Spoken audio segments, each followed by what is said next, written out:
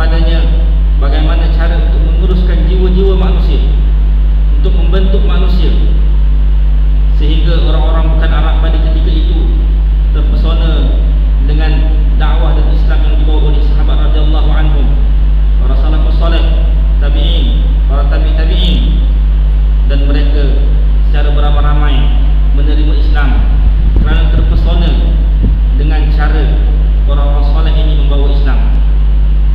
Dan itulah rahsia kejayaan mereka, kerana mereka berpegang teguh kepada ajaran Allah Subhanahu wa taala dan sunnah Rasulullah sallallahu alaihi wasallam. Dan sehingga kini apa yang berlaku depan mata kita hakikatnya seperti mana yang dituliskan dalam sebuah hadis Rasulullah SAW, mafhumnya akhir zaman.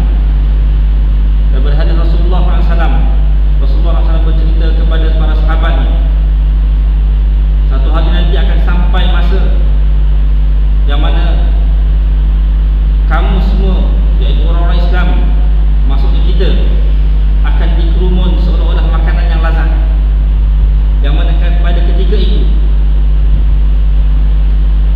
mereka yang mengurumun hidangan tadi bebas melakukan apa sahaja pada hidangan tadi. Makan, cubit, patahkan, lempar, buang sisa-sisa tanpa ada halangan. Begitulah perbandingan yang diberikan oleh Rasulullah SAW. Dan seorang sahabat telah bertanya, wahai Rasulullah, adakah pada ketika itu kita semua sikit? Lalu dijawab oleh Rasulullah SAW, tidak. Pada ketika itu bilangan kamu ramai. Ramainya bilangan kamu seolah-olah buih dan sampah-sampah yang dihanyutkan oleh air banjir. Tetapi pada ketika itu umat Islam, yaitu pada ketika ini umat Islam telah dijangkiti dengan satu wabak penyakit, yang mana selagi mana tidak kembali pada Allah Subhanahu wa taala, selagi itulah penyakit itu tidak akan sembuh. Itulah penyakit yang disebut oleh Rasulullah SAW, penyakit al-wahn, al-wahan, yaitu cintakan dunia dan takutkan mati. Apabila cintakan dunia melampau-lampau dan perasaan takutkan mati ini hadir dalam jiwa kita, maka Allah Subhanahu wa taala cabutkan. Allah Subhanahu wa taala telah cabut rasa gerun, rasa takut, rasa gemetar yang ada dalam hati-hati musuh-musuh Islam. Rasa gerun dan takut ini asalnya ada dalam hati musuh-musuh Islam bila berdepan dengan Islam. Tapi pada ketika ini Allah Subhanahu wa taala telah cabut perasaan ini dalam hati dan jiwa-jiwa musuh-musuh Islam, sehingga mereka bebas melakukan apa sahaja terhadap orang-orang Islam. Dan begitulah apa yang kita lihat sekarang. Negara-negara umat Islam telah dirobek, telah dicantas, telah dihancurkan sewenang-wenangnya oleh musuh-musuh Islam, tanpa ada halangan, tanpa dibendung. Bahkan ada di kalangan umat-umat Islam yang bersekongkol dengan mereka, bekerjasama dengan mereka, hanya kerana untuk mempertahankan apa yang mereka miliki, yang disebutkan sebagai al-wahan, cinta dunia, sehingga mereka sanggup menggadaikan nyawa-nyawa sahabat-sahabat mereka, saudara-saudara mereka, membantu musuh-musuh Islam untuk memusnahkan Islam sendiri. Muslimin muslimah yang dirahmati Allah, kita berada dalam mudz Zulhijjah.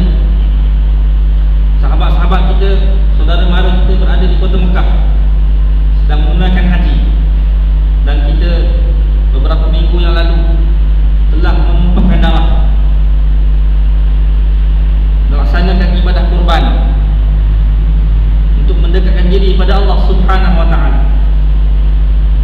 Itulah pengorbanan, contoh pengorbanan yang dibawa oleh Nabi Ibrahim AS, sehinggalah zaman kita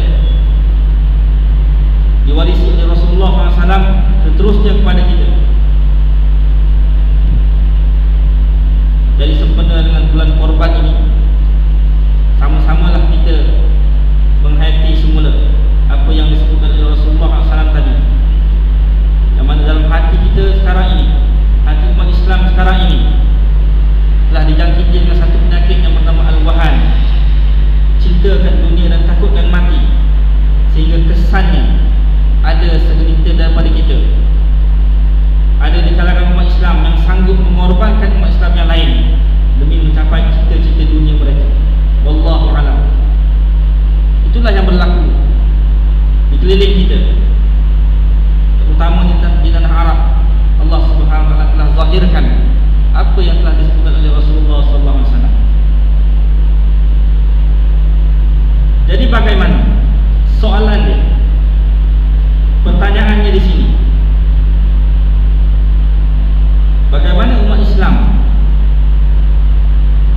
selesaikan masalah ini? Bagaimana kita nak selesaikan semula? Lahirkan semula kekuatan orang Islam. Bagaimana untuk kita membela nasib saudara-saudara kita di Rohingya khususnya, selatan Thailand contohnya, Syria, Yaman contohnya. Bagaimana caranya? Tidak ada cara lain. Tidak ada cara lain. Seperti mana yang disebutkan awal tadi, balik berpegang dengan janji Allah Subhanahu wa ta'ala. Berpeganglah dengan apa yang telah dijanjikan oleh Allah Subhanahu wa ta'ala. Berpeganglah dengan sunnah Rasulullah sallallahu alaihi wasallam. Berpeganglah dengan perintah Allah Subhanahu wa ta'ala. Berpeganglah dengan akidah Allah Subhanahu wa ta'ala. Yakinlah segala janji-janji Allah Subhanahu wa ta'ala. Yakinlah dengan ancaman Allah Subhanahu wa ta'ala. Inilah dia sifat Muslim yang sejati. Inilah sifat Muslim yang mencapai tahap mukmin. Kerana Muslim itu, apabila dia benar-benar Muslim, dia adalah seorang yang benar-benar beriman dengan janji Allah Subhanahu wa ta'ala, benar-benar yakin dengan apa yang diancam oleh Allah Subhanahu wa ta'ala, yakin wujudnya syurga, yakin wujudnya neraka, yakin wujudnya pahala dan dosa, yakin segala perbuatan dinilai oleh Allah Subhanahu wa ta'ala.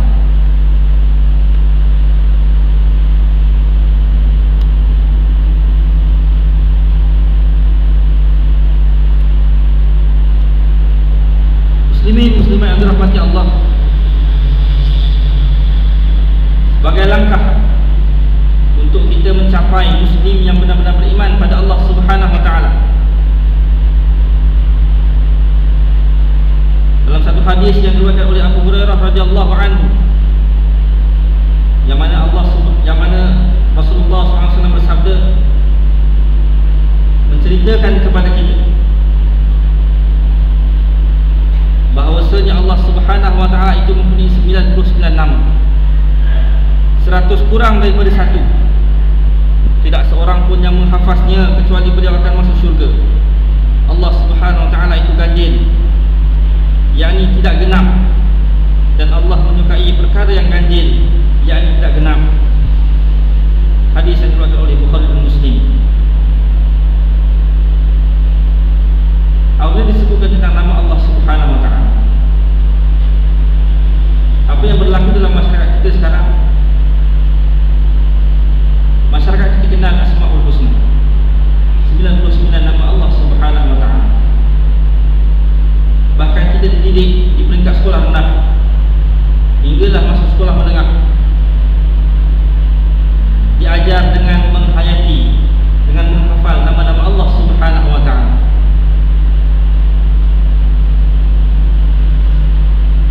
Apabila kita masuk ke dalam dunia yang sebenar, apabila kita masuk dalam dunia berkeluarga dan masyarakat, sedikit demi sedikit ingatan kita kepada 99 nama Allah Subhanahu wa ta'ala ini hilang, sedikit demi sedikit. Tidak lagi dinasyidkan, tidak lagi didendangkan. Kalau dulu di sekolah-sekolah, setiap kali hari Jumaat kita diminta untuk mendendangkan Asmaul Husna, menasyidkan Asmaul Husna. Tapi apabila berada dalam dunia yang sebenar, menjadi masyarakat awam, maka kita hilang daripada budaya tadi, jauh daripada apa yang dididik. Wallahu a'lam. Saya katakan di sini mungkin kerana cara didikan tadi. Cara didikan tadi hanya mengajar kita untuk menghafal. Cara didikan tadi hanya mengajar kita untuk kenal. Tetapi didikan tadi tidak membentuk kita untuk menghayati apa yang terdapat dalam 99 nama Allah Subhanahu wa ta'ala. Rasulullah SAW mengajar kita dalam adab berdoa. Satu orang yang inginkan doa yang dimakbulkan oleh Allah Subhanahu wa ta'ala, antara cara-caranya adalah pertama sekali dia perlu memuji Allah Subhanahu wa ta'ala. Dengan pujian pada Allah Subhanahu wa ta'ala tadi,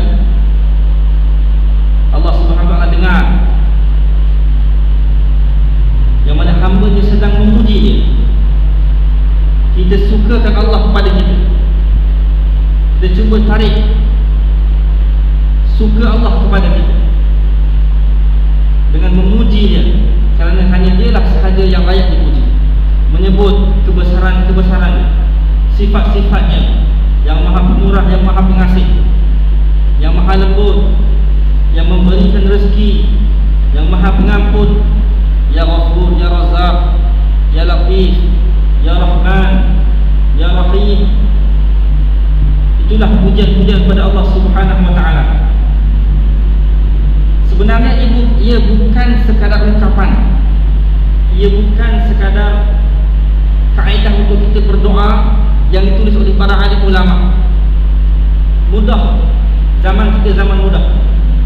Alim ulama telah tinggalkan satu format doa yang diwarisi oleh kita, dan itulah yang kita guna.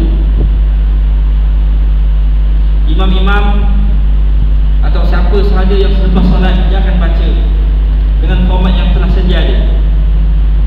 Alhamdulillahirabbil alamin, wassalatu wassalamu ala asyrafil anbiya'i wal mursalin wa ala alihi wa sahbihi ajma'in. Kemudian disambung dengan doa-doa. Soalnya sejauh mana ujian tadi, nama-nama Allah tadi disebut dan dihayati. Kerana penghayatan itulah yang penting. Jadi Fatihah akan menulis di sini dengan menghayati nama-nama Allah Subhanahu wa ta'ala, maka Muslim tadi akan terdorong untuk menjadi mukmin yang sejati. Dengan menghayati nama-nama Allah, meminta pada Allah, dengan menyebut kasihnya Allah, Maha Pengampunnya Allah, maka dengan sebutan-sebutan tadi hadir dalam hati, terbina dalam hati, sehingga membentuk yakin pada Allah Subhanahu wa ta'ala. Kerana mustahil orang yang yakin dengan nama-nama Allah ini, orang yang yakin dengan sifat-sifat Allah ini, akan melakukan dosa dan kesilapan dengan sengaja.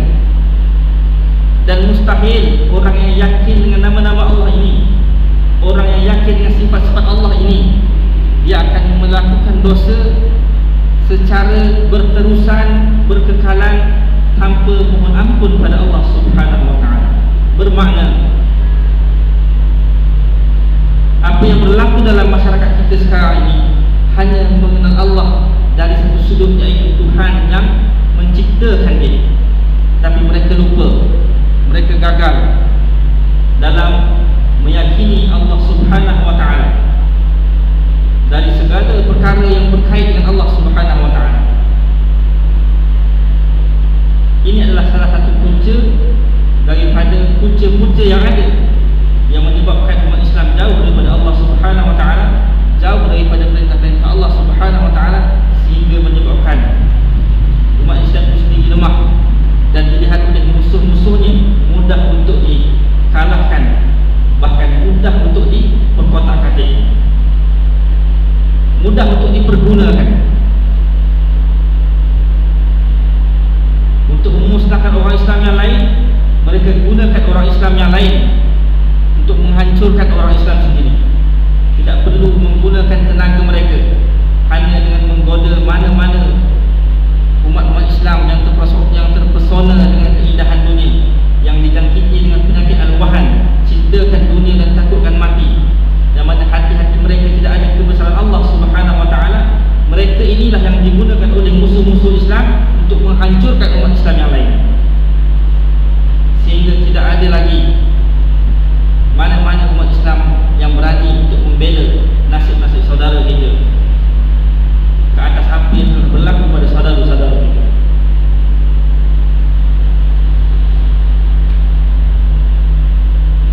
Daripada penyakit tadi juga, terlalu banyak cintakan dunia sehingga takutkan mati, maka umat Islam jauh daripada memikirkan apa yang telah diciptakan oleh Allah Subhanahu wa ta'ala. Disebutkan dalam sabda Rasulullah sallallahu alaihi wasallam, tafakkaru fi khalqillah wa la tafakkaru fillah fa innakum lan tuqaddiru qadarah. Berfikirlah tentang kejadian ciptaan Allah Subhanahu wa ta'ala, dan jangan kamu berfikir tentang zat Allah, kerana kamu tidak dapat mentakdirkan, yakni menentukan zat Allah Subhanahu wa ta'ala yang sebenarnya. Oleh kerana jangkitan penyakit dalam hati jiwa-jiwa umat Islam terlalu menebal, maka tuntutan ini juga telah diukurkan. Antara cara untuk mencapai keimanan, antara cara untuk meningkatkan tahap keimanan dalam diri kita, sehingga kita benar-benar yakin dengan perintah-perintah Allah Subhanahu Wa Taala dan janji Allah Subhanahu Wa Taala, adalah dengan memikirkan apa yang telah diciptakan oleh Allah Subhanahu Wa Taala di sekeliling kita, dengan melihat apa yang diciptakan oleh Allah Subhanahu Wa Taala, maka dengan itu kita akan melihat kebesaran Allah Subhanahu Wa Taala. Daripada situ akan hadir dalam jiwa, setiap jiwa-jiwa yang melihat kebesaran Allah ini, akan hadir kebesaran Allah dalam jiwa dia. Dan daripada itu akan merawat penyakit-penyakit yang disebutkan sebagai penyakit hati. Selain pada al-wahan, ada juga penyakit lain. Hati manusia ini terdapat banyak penyakit. Antara penyakit-penyakit adalah takabur. Orang yang pergi masjid, orang yang solat 5 waktu sehari semalam, orang yang buat korban tiap tahun, orang yang mampu pergi umrah, orang yang mampu pergi haji, orang yang dilihat keluar masuk masjid 5 waktu sehari semalam, mereka tidak diuji, mereka tidak digoda untuk melakukan maksiat. Tetapi syaitan akan pengaruhi mereka-mereka ini. Kita ini, orang yang hadir ke masjid dan surau ini, akan digoda oleh syaitan untuk merosakkan amal ibadah sendiri dengan penyakit-penyakit hati. Antaranya sifat takabur. Daripada sifat takabur, melihat orang lain tidak sehebat dia, merasa seolah-olah dia hebat, merasa ibadah dia sahaja yang paling baik, sehingga orang lain tidak boleh menegur walaupun terdapat kesilapan pada diri dia. Ini antara penyakit-penyakit hati. Selain daripada al-wahan, ini penyakit-penyakit yang ada dalam orang-orang yang beribadah. Menunjuk-nunjuk dengan ibadah sendiri, merasa hanya dengan dia sahajalah. Kalau tak ada dia, maka masjid ini tak hidup. Kalau tidak dia menjadi nazir, kalau tidak dia menjadi AJK, maka masjid ini tidak akan hidup dengan ilmu-ilmu agama. Kalau tidak kerana dia yang menguruskan masjid ini, maka masjid ini akan hambar. Nah, ini sifat ataupun penyakit yang ada dalam hati orang-orang yang beribadah. Syaitan tak pujuk orang beribadah. Syaitan tak goda imam, tak goda AJK masjid supaya pergi beli nombor ekor. Dia tak goda orang-orang yang berjubah sembah ni untuk buat maksiat. Tapi dia goda, dia cucuk orang-orang yang beramal ibadah ni supaya rosakkan amal ibadah dia sendiri, sehingga timbul riak dalam jiwa dia. Ketahuilah tuan-tuan muslimin muslimat yang dirahmati Allah, riak adalah salah satu daripada dosa syirik. Sama ada syirik besar ataupun kecil, itu bukan persoalan dia. Kerana perkara yang lebih bahaya dalam kehidupan kita ini adalah perkara yang halus berbanding perkara yang besar. Benda besar kita boleh elak, benda halus belum tentu kita nampak. Tak ada lagi orang yang dimasukkan ke dalam hospital kerana tercekik tulang lembu, tapi ramai orang yang dimasukkan dalam hospital kerana tercekik tulang ikan. Tulang ikan yang halus-halus masuk ke tekak sehingga dia tak mampu nak keluarkan balik, dia masuk hospital. Benanak tekak dia, rosak anak tekak dia, terpaksa potong buang anak tekak dia. Tak ada lagi kes orang masuk hospital tercekik tulang ayam ataupun lembu kerana benda besar boleh dilihat. Itulah perbandingannya syirik kecil. Kalau syirik kecil ni duduk dalam hati kita sedikit demi sedikit, sedikit demi sedikit, lama-lama hati itu akan menjadi sakit. Lama-lama hati itu sukar untuk dirawat, dan akhirnya merosakkan amal ibadah. Dan jika terbalik dengan dosa syirik, ingatlah sesungguhnya Allah Subhanahu Wa Taala mengampunkan segala dosa manusia. Allah buka pintu keampunan dia pada waktu malam untuk orang yang buat dosa pada waktu siang. Allah buka pintu keampunan dia pada waktu siang untuk orang yang buat dosa pada waktu malam. 24 jam Allah buka pintu keampunan. Tetapi keampunan itu hanya untuk semua dosa, kecuali dengan satu dosa, itu dosa syirik pada Allah Subhanahu Wa Taala. Dan mustahil orang-orang yang beramal ibadah keluar masuk masjid, Orang yang jaga agama, dia akan melakukan syirik besar, tapi tidak mustahil dia akan rosak dengan syirik yang kecil. Hanya dengan kerana hati disiplin, hanya kerana dengan hati disiplin. Jadi nak rawat hati hanya dengan menyakiti Allah Subhanahu wa ta'ala, menghayati nama-nama Allah, melihat penciptaan-penciptaan yang telah diciptakan oleh Allah Subhanahu wa ta'ala. Tengok pokok pisang, tengok pokok pisang, tengok pokok pisang tu bukan sekadar tengok dengan mata kasar, tapi dia nampak kepada Allah Subhanahu wa ta'ala pada pokok pisang. Dia nak sembang dengan isteri dia, yang cuba yang tengok pokok pisang dia, cantik pokok pisang. Balik kan, cuba buat, cuba cerita ke abang, balik kan, cuba abang tengok pokok bunga ni cantik. Kalau suami yang cerita, jangan cuba tengok pokok bunga ni cantik. Memang cantik bang, saya dah lama tahu pokok bunga ni cantik. Bukan itu yang abang nak sebut, tapi tengoklah pokok bunga ni Allah ciptakan. Allah ciptakan pokok bunga ni yang mana kita tak boleh nak ciptakan pokok bunga ni. Isteri bertanya, abang kenapa? Abang ada masalah apa? Abang tertekan ke kat pejabat bang? Abang sakit ke? Tak, abang tak sakit. Abang nak ceritakan hebatnya Allah ciptakan pokok bunga ni. Abang tak pernah macam ni. Abang okey tak? Nak saya masakkan apa-apa? Barangkali itu yang berlaku kalau kita buat macam tu. Tapi itulah sebenarnya yang dituntut oleh Rasulullah SAW kepada kita. Lihat kebesaran Allah dan fikirkan tentang kebesaran Allah Subhanahu wa ta'ala, supaya hati kita bersih daripada kebesaran dunia, supaya hati kita bersih daripada al-wuhan, supaya hati kita bersih daripada takabur, ujub, sum'ah, riak. Sebab itulah penyakit-penyakit yang merosakkan amal ibadah kita.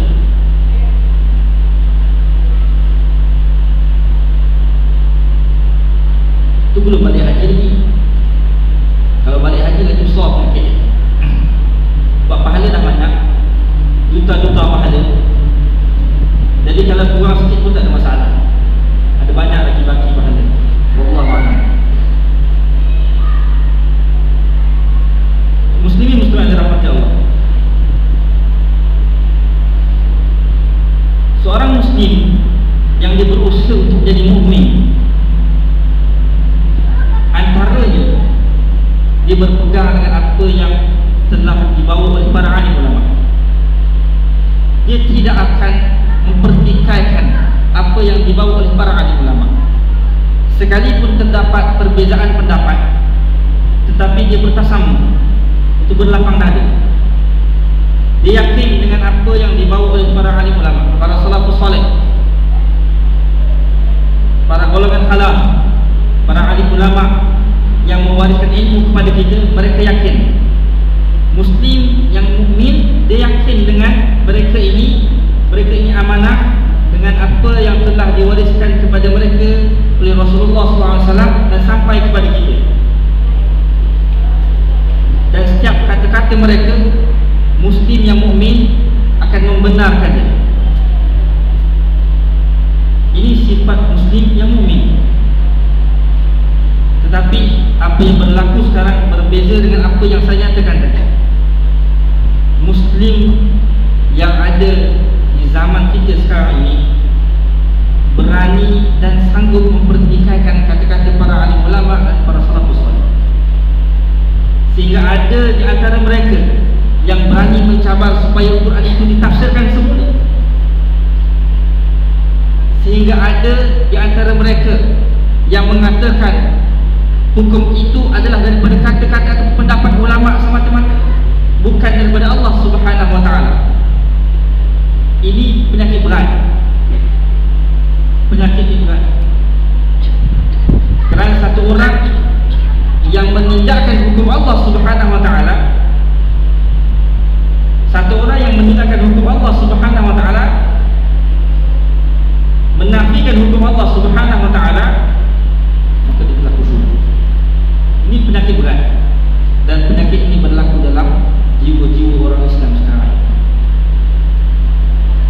Kita boleh cek balik hati kita macam mana apabila diberitakan kepada kita tentang sesuatu hukum yang berkait dengan kita. Antara perkara yang paling berat nak diterima oleh hati adalah apabila hukum Allah Subhanahu wa ta'ala datang kepada kita tentang soal harta.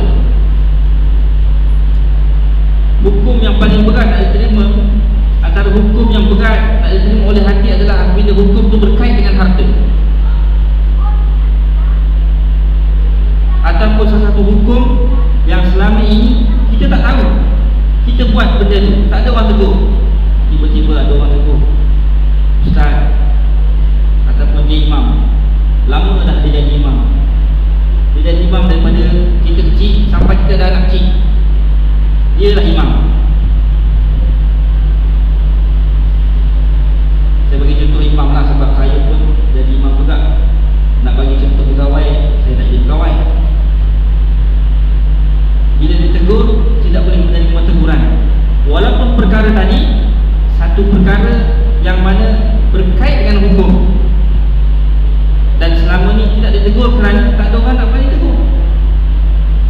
Tiba-tiba datanglah seorang hamba Allah memberi teguran supaya perkara itu dibetulkan semula, perkara itu diperbaiki. Tapi kerana dalam hati adanya takabur, adanya masalah takabur, tak ada kebesaran Allah Subhanahu Wa Taala. Sedangkan takabur itu hanya layak untuk Allah Subhanahu Wa Taala. Hanya Allah sahaja yang layak untuk membesarkan dirinya. Tetapi oleh kerana takabur itu telah transfer masuk dalam hati kita, telah duduk lama dalam hati kita, apabila datang perintah Allah kepada kita, walaupun perkara itu betul, walaupun perkara itu hak, dan kita tak dapat nak nafikan pun sebenarnya, oleh kerana masalah hati yang bawa kepada sifat takabur, wujud sum'ah dan lain-lain lagi, maka hukum tadi berani ditolak, hukum tadi berani dipertikai, hukum tadi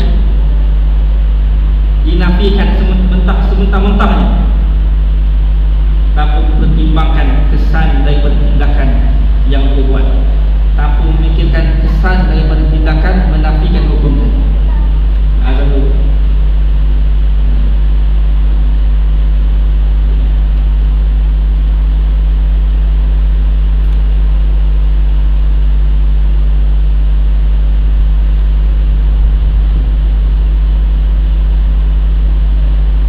Itulah tuan-tuan muslimin muslimat yang dirahmati Allah, Syekh Fatihkan ditulis muslim yang nak ke arah level mukmin, dalam hati dia berdoa kepada Allah Subhanahu Wa Taala. Dalam hati dia kena bersihkan daripada penyakit-penyakit hati tadi. Dalam hati dia kena benar-benar yakin dengan perintah Allah Subhanahu Wa Taala. Jangan sekali-kali mempertikai, ataupun saya tak pertikai hukum Allah, tapi saya bersama dengan orang yang pertikai hukum Allah, sama je. Saya tahu dia tak betul, tapi dia dah lama dah, banyak jasa, saya kena bersama dengan dia. Walaupun dia tak betul, maknanya kau pun tak betul. Menyokong orang yang tak betul, maknanya dia pun tak betul, sama je. Bahagi tolak tambah, jumlahnya sama, dia orang yang tak betul.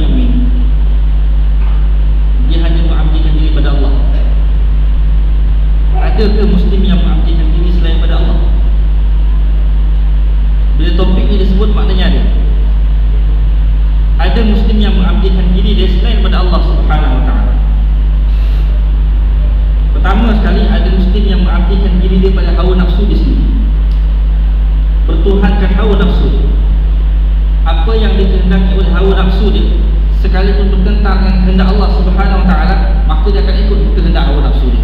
Ini muslim yang bertuhankan hawa nafsu dia. Dia abdikan diri dia untuk nafsu dia.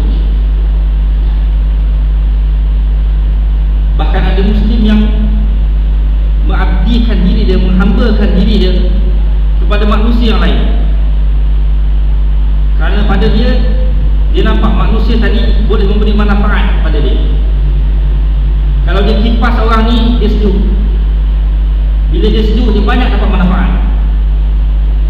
Walaupun perkara yang dia buat jelas bertentangan dengan perintah Allah Subhanahu wa taala, tapi kerana hati dia cintakan dunia, jadi dia lupa apa yang dia buat tadi adalah bertentangan dengan kehendak Allah Subhanahu wa taala. Muslim yang mukmin hanya berhak mengabdikan diri dia kepada Allah Subhanahu wa taala, seperti mana yang disebutkan dalam la ilaha illallah. Kalimah la di awal kalimah la ilaha illallah bukan la yang biasa. La itu adalah la nafi lil jinsi dalam kaedah bahasa Arab. Dalam kaedah nahwu, la nafi lil jinsi. La tadi fungsi dia menafikan semua, bukan satu. Maknanya bila sebut la ilaha, tiada Tuhan. Tiada Tuhan maknanya dalam atas muka bumi ada manusia yang bertuhankan selain daripada Allah Subhanahu wa taala. Bermakna bila sebut la, menafikan semua sekali illa, kecuali Allah. Dan dalam tuntutan la ilaha illallah, bukan sekadar kita mengakui, bukan sekadar kita beriktikad, tetapi mengiyakan, tunduk, patuh dan taat pada kehendak Allah Subhanahu wa taala dalam sekecil-kecil perkara sehinggalah sebesar-besar perkara. Kerana sekecil-kecil perkara pun Allah akan hitung, sehinggalah apatah lagi yang besar-besar. Kalau masuk tandas pun ada dosa pahala, apatah lagi kalau ada di Perdana Menteri. Mesti ada dosa dan pahala, mesti ada kaedahnya, mesti ada caranya. Bermakna kat sini muslim yang sejati, dia tidak akan menghambakan diri dia dengan mana-mana ideologi, dengan mana-mana kehendak manusia, dengan mana-mana kuasa, tapi dia hanya akan mengabdikan diri dia kepada kehendak Allah Subhanahu wa taala. Dia akan nilai setiap perkara tadi dengan hukum Allah Subhanahu wa taala, baru dia buat. Itu maksud mengabdikan diri hanya pada Allah Subhanahu wa taala. Bukan sekadar solat 5 waktu. Bila diterjemahkan apa itu Islam, maka Islam itu dalam tarikh yang paling glamour, yang paling top, mengucap 2 kalimah syahadat, solat 5 waktu, puasa, menunaikan haji di kota Mekah. Ada tak orang buat haji kat Terengganu? Dekat Terengganu pun ada Kaabah juga. Kemudian zakat. Tapi muslim sebenarnya selain daripada melaksanakan 5 rukun Islam, kalau dia nak mukmin, dia kena betul-betul transfer rukun iman tu masuk dalam hati. Ambil rukun iman yang 6 tu betul-betul masuk dalam hati. Yakin dengan Allah, bukan sekadar mengesakan Allah, tapi maksud mengesakan Allah yang sebenar adalah setiap perintah Allah, setiap kehendak Allah, walaupun bertentangan dengan kehendak sendiri, kehendak Allah yang pertama, kehendak Rasul yang pertama.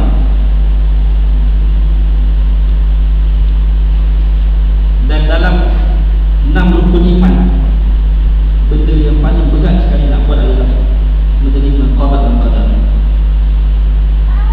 Itu yang Iblis tak boleh buat.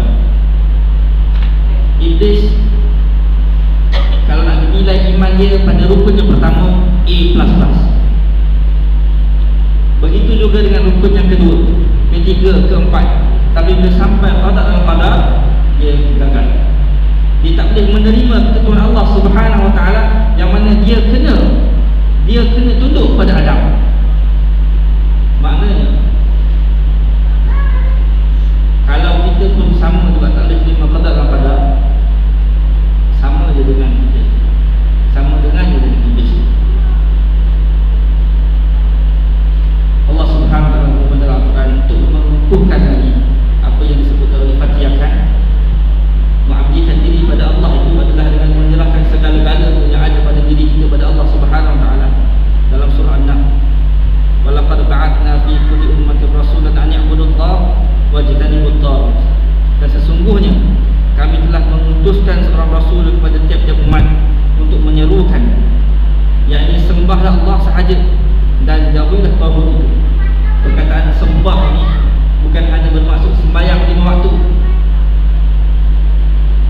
sekadar kita menafikan akidah-akidah yang ada, tetapi dalam masa yang sama mengiyakan hukum-hukum Allah. Masih belum dikira mukmin sekiranya kita sembahyang dalam masa yang sama kita mempertikaikan hukum Allah. Masih belum dikira mukmin dalam masa yang sama kita sembahyang tetapi kita tidak yakin dengan apa yang diperintahkan oleh Allah untuk kita buat. Masih belum dikira mukmin. Ini bahaya. Dan inilah antara penyakit-penyakit yang dalam hati orang Islam, sehingga menyebabkan orang Islam tengok saja saudara mara dia diganyam, dimusnahkan, dihancurkan, bahkan bersubahat sama, ikut sama dengan musuh-musuh Islam untuk hancurkan orang Islam. Dan perkara itu tak ada dalam jiwa-jiwa orang Islam. Dan daripada menghayati konsep pengabdian tadi, barulah akan sampai yang mana rasa takut pada Allah Subhanahu Wa Taala. Bila rasa nak mengabdikan diri sepenuhnya pada Allah, barulah akan datang rasa takut pada Allah Subhanahu Wa Taala. Kerana orang yang mengabdikan diri pada Allah ni, antara ciri dia adalah bila dia nak bertindak, dia akan nilai dengan Islam dia. Dia akan utamakan kehendak dia berbanding dengan kehendak diri dia. Dia akan utamakan kehendak Allah berbanding dengan kehendak diri dia sendiri. Bila perkara ni ada dalam hati, barulah sampai dalam hati itu rasa takut pada Allah Subhanahu Wa Taala. Nak buat apa-apa, rasa takut pada Allah. Nak biarkan isteri buat sesuatu yang boleh mendatangkan dosa, dia rasa takut pada Allah, bukan pada isteri. Ada orang dia boleh tegur. Ada ustaz kita duduk kat sini bagi ceramah, bukan main sedap ni. Orang dengar seronok. Saya bagi contoh ustaz juga, sebab saya tak tahu kehidupan tuan-tuan macam mana. Tapi bila letak anak isteri, tak apalah, kita bagi masa kan. Pelan-pelan. Nak didik isteri bukan senang. Salah tentu patah. Tapi bila letak orang lain, dia punya syadid, dia punya keras, tak ada chance, tak ada ruang dah untuk orang lain. Sebab tu konsep yang pertama perlu ada dalam hati manusia adalah pengabdian yang mendatangkan ketakutan pada Allah Subhanahu Wa Taala.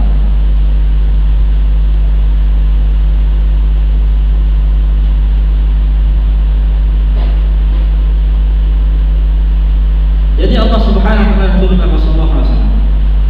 Dan Rasulullah SAW juga telah wafat 1400 tahun yang lalu. Dan kita adalah orang yang tidak pernah bertemu dengan Rasulullah SAW. Tapi Rasulullah SAW dalam satu hadisnya, mafhumnya yang mana mengatakan kita ni adalah saudara. Kita adalah saudara dia. Sahabat tu sahabat, tapi kita adalah saudara dia. Dengan syarat kita mengamalkan sunnah dia dan taat pada perintah-perintah dia. Mentaati Allah adalah dengan mentaati Rasul. Mentaati Rasul adalah dengan mentaati pewaris-pewarisnya, iaitu para alim ulama. Setiap kata-kata alim ulama tidak diperhatikan, kecuali ulama sufi, ulama dunia, yang mana semua perkara yang dilakukan oleh mana-mana pihak berkuasa, sama ada betul ataupun salah, betul semuanya kerana ada kepentingan. Ini ulama sufi. Bukan ulama kita, belum mungkin ulama Uganda, bukan ulama kat Malaysia ni. Wallahu a'lam, saya tak tahu kat Malaysia ni macam mana. Tuan-tuan nilai sini. Ciri-ciri ulama adalah dia takut pada Allah Subhanahu Wa Taala. Dan dia tak akan takut dengan apa yang berada depan mata dia untuk menghalang dia menegakkan kalimah Allah Subhanahu Wa Taala. Jadi ini ulama. Jadi untuk mencintai Rasul, dia kena cintai ulama. Dia kena taat pada alim ulama itu selagi mana ulama itu taat pada perintah Allah Subhanahu Wa Taala. Apa bezanya taat pada ulama dengan ta'assub dengan ulama? Taat pada ulama adalah dengan melihat segala perbuatan kata-kata ulama tadi masih bertepatan dengan perintah Allah dan juga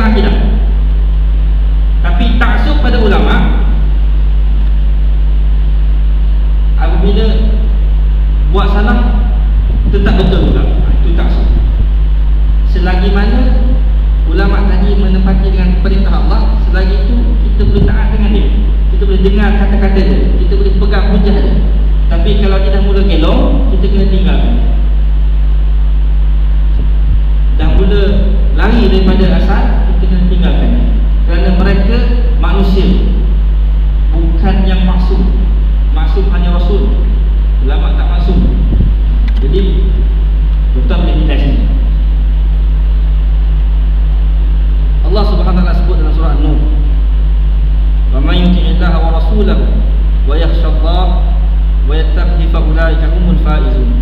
Barang siapa yang taat kepada Allah dan Rasulnya dan takut kepada Allah dan bertakwa kepadanya, maka mereka adalah orang-orang yang mendapat kemenangan. Walaupun ketaatan muka bumi ini kalah sombong, kalah saja, tapi sebab dia takut pada Allah, takut pada Rasulullah, taat pada Allah, taat pada Rasul, segala perkara yang disampaikan oleh para alim ulama yang betul-betul itu semua dia ikut, maka dia akan dapat kemenangan yang sejati di akhirat esok. Walaupun dekat dunia ni kalah saja, tak habis kalah saja, dia akan menang di akhirat esok.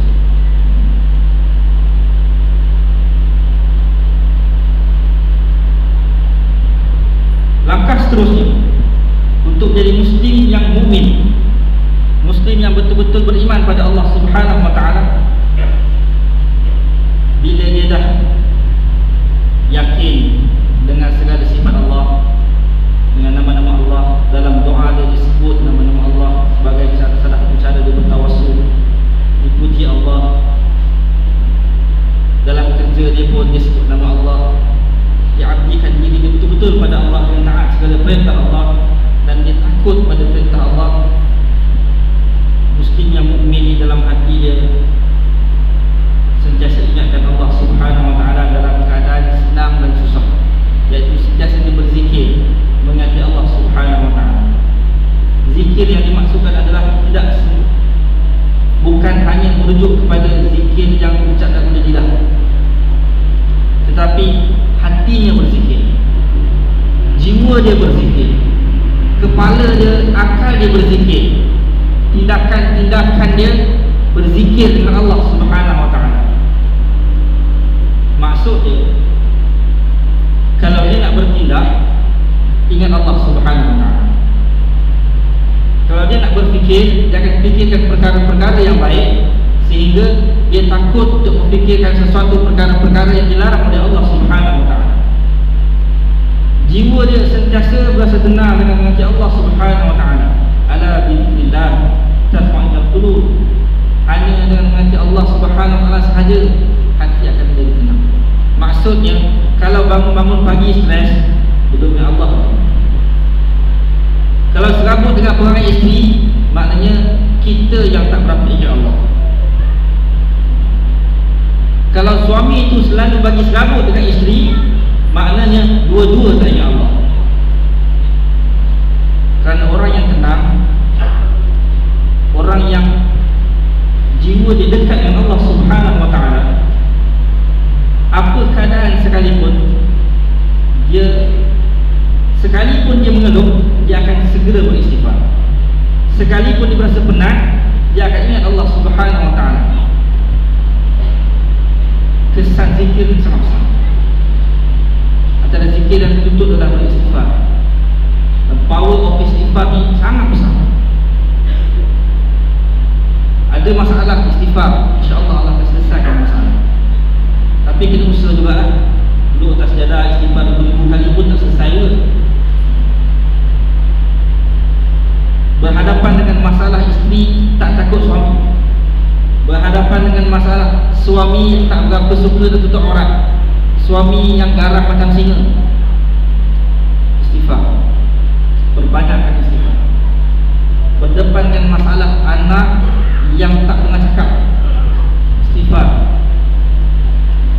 Kerana sesuatu yang berlaku pada kita itu sebenarnya bukan berpunca kepada orang lain, dia berpunca pada diri kita sendiri. Jadi perkara pertama sekali, kita ingat Allah. Astagfirullahaladzim, astagfirullahaladzim. Sebenarnya satu tahap yang sangat menyedihkan apabila kita berdepan dengan kalangan ahli keluarga kita, berdepan dengan suami, berdepan dengan isteri, berdepan dengan anak-anak, sehingga kita kata serabutlah kurang. Itu tahap yang paling menyedihkan dalam keluarga. Kerana Allah Subhanahu wa taala syariatkan perkahwinan itu sehingga membentuk sebuah keluarga. Keluarga itu akan mendatangkan sakinah warahmah, tenang, dan ada kasih sayang, cinta yang tak habis-habis, hari-hari sayang,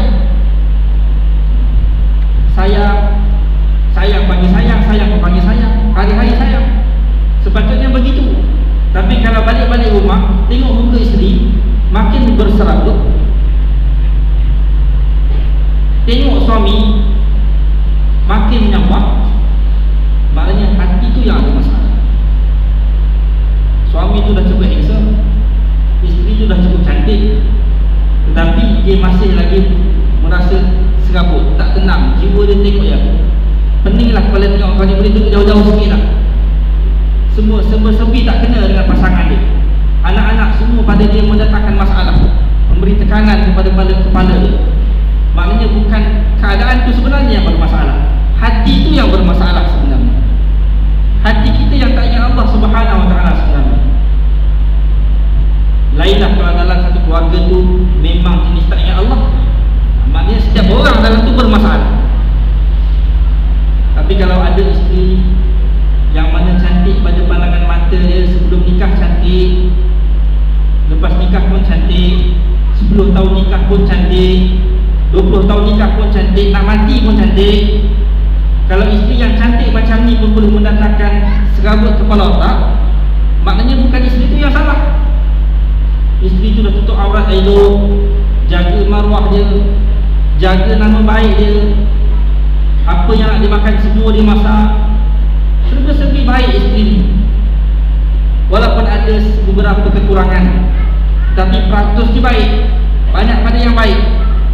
Tapi kalau suami yang ada isteri macam ni masih serabut kepala dia, maknanya suami tu yang tak betul. Macam tu juga isteri, macam tu juga isteri.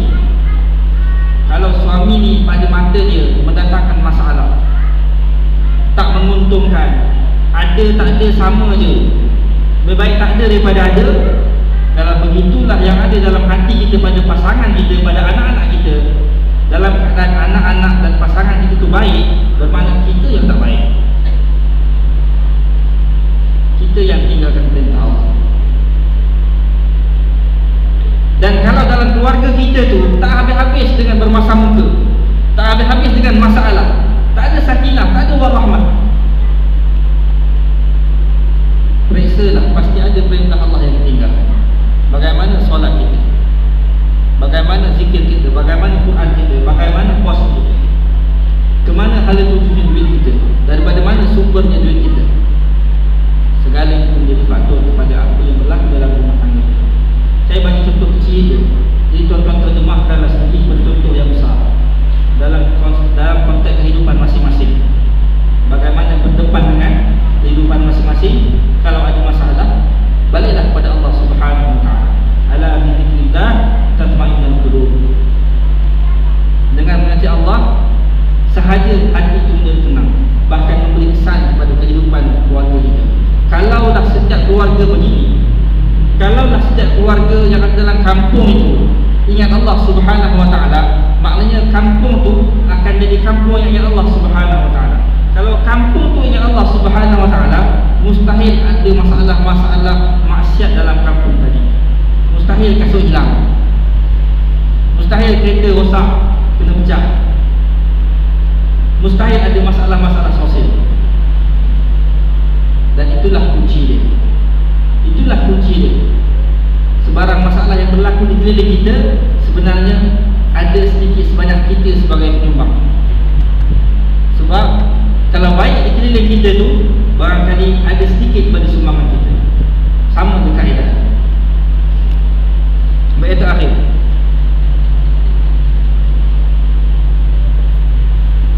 tadi kita sebut tentang takut kepada Allah, kemudian kita sebut tentang mengingati Allah. Akhirnya muslim yang takutkan Allah, yang ingat Allah ni, dia akan datang cinta kepada Allah, dia akan datang cinta kepada Allah. Saya nak sebut satu kisah yang berlaku pada zaman Rasulullah SAW,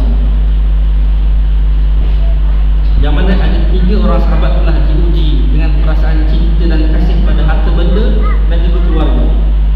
Yang mana sahabat ini adalah sahabat-sahabat Rasulullah SAW yang menyertai setiap peperangan Rasulullah SAW. Sebelum tu kita ingat balik kisah peperangan Uhud. Apa yang berlaku dalam peperangan Uhud, yang mana peperangan Uhud ini disertai oleh sahabat-sahabat yang diiktiraf benar-benar beriman pada Allah dan juga pada Rasulnya. setelah Abdullah bin Ubay berjaya menghasut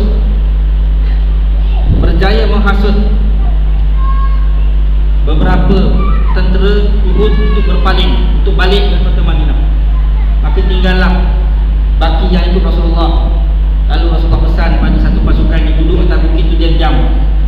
Apa jadi pun, kalau tak ada perintah daripada aku ataupun wakil aku, jangan turun, pertahankan bukit ini, tembaklah musuh-musuh dengan anak panah. Tapi apabila kilauan pedang, kilauan ghanimah, dan mereka lihat tentera kafir ditampukkan lagi, dan mereka merasakan kemenangan telah berada di pihak Islam, mereka turun untuk sama-sama ambil harta ghanimah. Pada ketika itu Khalid Al-Walid belum lagi memeluk Islam. Bila dia nampak keadaan gunung yang tadi menjadi tembok pada tentera Islam telah kosong, kerana orang-orang yang beriman tadi, sahabat-sahabat yang beriman tadi turun untuk dapatkan harta ghanimah, maka datanglah Khalid Al-Walid menyerang, sehingga Rasulullah SAW pun cedera dan pingsan dalam peperangan itu. Ini orang yang beriman, bukan beriman zaman kita, beriman zaman Rasulullah. Rasulullah ada bersama dengan dia, pun digoda dengan cinta harta, turun daripada bukit. Sedangkan Rasulullah SAW tak bagi notis, apa jadi pun jadilah, kalau tak ada aku ataupun wakil aku, jangan turun. Begitulah juga 3 sahabat Rasulullah SAW yang ponteng peperangan Tabuk, tak ikut serta Rasulullah SAW dalam peperangan Tabuk. Murarah bin Rabi', Hilal bin Umayyah, dan Ka'ab bin Malik. Semua reason lebih kurang bersama, harta, keluarga. Ka'ab sebelum itu dia tidak pernah dihujani dengan kesenangan. Kebun dia berhasil dan ternakan dia begitu berjaya. Oleh kerana godaan harta tadi, maka dia pun konteng peperangan Tabuk. Murarah pun macam itu juga. Tamar tengah nak masak, kalau kita mungkin kebun pisang dah sampai masa nak ditebang, sawit dah sampai masa nak dipetik. Kalau government servant, keling dah sampai masa nak hantar, maka Murarah pun menjadikan kebun itu sebagai sebab untuk tidak menyertai peperangan Tabuk. Hilal bin Umayyah kerana cinta dan kasih pada keluarga yang berlebihan, keluarga dia lama meninggalkan kota Madinah. Sampai saat Tabuk, tiba-tiba keluarga dia balik atas alasan nak meraihkan mereka, maka dia pun konteng. Sehinggalah ketiga-tiga ini telah dipulaukan oleh Rasulullah SAW dan juga para sahabat atas perintah Allah untuk menghukum mereka. Ini orang yang beriman, bukan beriman zaman kita, beriman zaman Rasulullah SAW. Mereka diuji sejauh manakah cinta pada Allah Subhanahu Wa Taala dengan cinta pada harta dan keluarga. Innama amwalukum wa auladukum fitnah wallahu 'indahu ajrun 'azim. Sesungguhnya harta kamu, anak pinak keluarga itu adalah ujian pada kamu. Wallahu 'indahu ajrun 'azim. Sesungguhnya di sisi Allah itulah ganjaran yang sangat besar. Wa'lamu annama amwalukum wa auladukum fitnah wa anna Allah 'indahu ajrun 'azim. Dan ketahuilah bahawa harta benda kamu dan anak-anak kamu itu hanyalah menjadi ujian, dan sesungguhnya di sisi Allah jualah pahala yang besar. Besok ke akhirat, tak cara dah isteri cantik macam mana pun, mak baik macam mana pun, tak peduli dah. Tapi dekat dunia itulah yang dipuja-puja, sehingga tergadai peperangan Tabuk. Itu kisah sahabat yang beriman radhiyallahu anhum diberikan kepada mereka. Macam mana dengan kita? Sekarang ni malam 15 Oktober, semalam 13 Oktober, hari yang paling teruk dalam dunia. Wallahualam macam mana boleh ada air di hari macam tu, saya pun tak tahu.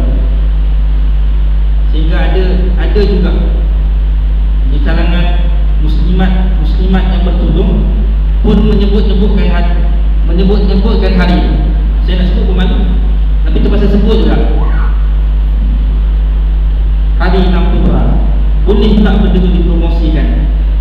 Saya sempat menegur beberapa kawan-kawan dalam Facebook, tolong buang status-status tu. Walaupun kamu tak menyokong, tapi tak payah kita jadi orang yang jadi viral pada benda tu. Jumlah bulan. Tapi saya bukan nak cerita itu. Saya nak cerita malam ni jumlah bulan.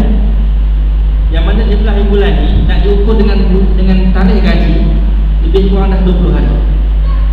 Jadi kalau kita nak ukur iman dan cinta kita pada Allah Subhanahu Wa Taala dan juga pada Rasul, ingat balik pada hari kita terima gaji, kat mana kita? Di mana kita berada ketika hari kita menerima gaji? Masa hari gaji, tiba-tiba isteri cakap dengan kita, bang, dah lama dah berkenan, dah lama dah terimbing nak makan ikan bakar petai dekat Tani.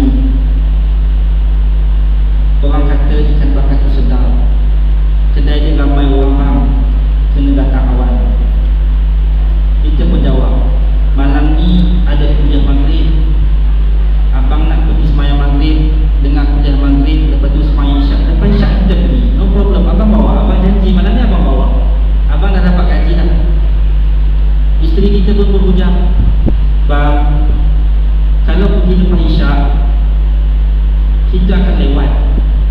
Anak-anak kita ni abang pun tahu hebat, sebenarnya bangga-bangga abang, mewarisi sifat-sifat abang.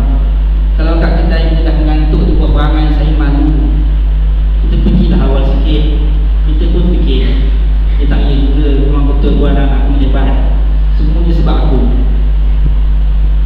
Jadi kita pun discount kat ini kita. Okeylah kalau macam tu, lepas abang balik masjid, abang tak duduk kuliah maghrib, abang balik lepas maghrib, kita pergi lepas maghrib. Bang, jarak masjid dengan rumah kita almost 15 minit bang. Abang nak balik daripada masjid tu 12 minit. Jadi kalau 12 minit, sampai sana pun dah lewat bang. Daripada sini ke sana setengah jam, sama juga lewat bang. Macam ni lah bang, semayang kat rumah je lah. Malam ni saya belanja, saya pun dapat gaji. Dengar je macam tu. Kalau macam tu abang setuju lah, sebab kan ayang nak belanja. Jadi malam ni kita semayang kat rumah, lepas maghrib kita pergi dekat anjing abang. Wallahualam. Itulah contoh kita. Jadi itu satu cerita contoh. Tuan-tuan, puan, muslimat rahmatullah alaih sekalian, boleh ukurlah cinta dan kasih kita. Itu sebagai tips ataupun cara yang saya bagi, macam mana ukur cinta kita bila masuk ke gaji, di mana kita. Kalau hari bukan gaji, kita duduk di masjid dengan kuliah maghrib. Kalau hari-hari gaji,